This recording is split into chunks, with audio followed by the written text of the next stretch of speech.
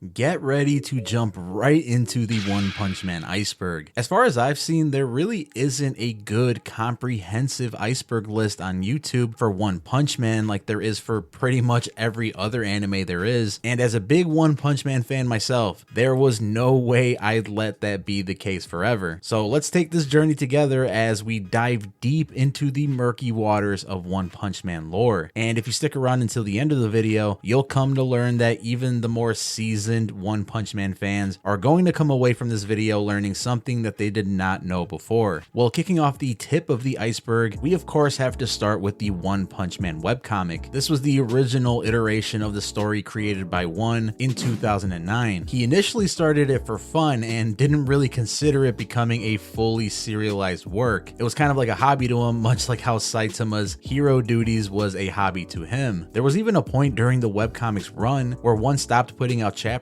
altogether because he ended up getting a real job. And I mean, you could assume that having a real full-time job and creating a whole webcomic was definitely a very hard thing to do, so you can't really blame him. And another interesting note about One's early days in creating the webcomic is that One would actually upload the webcomic online by taking pictures of his drawings with a camera and uploading them digitally that way. Like, just imagine drawing a webcomic or drawing some scenes or something, pulling out your smartphone and taking pictures of the drawings and uploading them. That's pretty much what he was doing. It wasn't until he really started taking One Punch Man seriously that he invested in tools that allowed him to draw and upload everything digitally, much like any other mangaka would. Well, going a little deeper down the iceberg, we arrive at Saitama's apartment. Believe it or not, this apartment exists in real life. If you look up images of Saitama's apartment in real life online, you'll see that it's pretty clear that One and Murata modeled Saitama's apartment after this real life place in Japan, with details like the street signs outside even being copied here. Staying on the topic of Saitama's apartments though, he briefly states during the episode where he destroys a giant meteor coming for Z City that everything in his town was pretty much destroyed other than the crappy apartment he got kicked out of, which somehow ended up being just fine. Well, we actually get to see Saitama get kicked out of this exact crappy apartment in the OVA episode Road to Hero, where Saitama helps an old tailor shop owner get rid of a criminal organization that's taking over their neighborhood. It turns out that their base of operations is in the very same apartment complex that Saitama lives in. So after defeating them and trying to hand them over to his landlord as a form of paying rent by,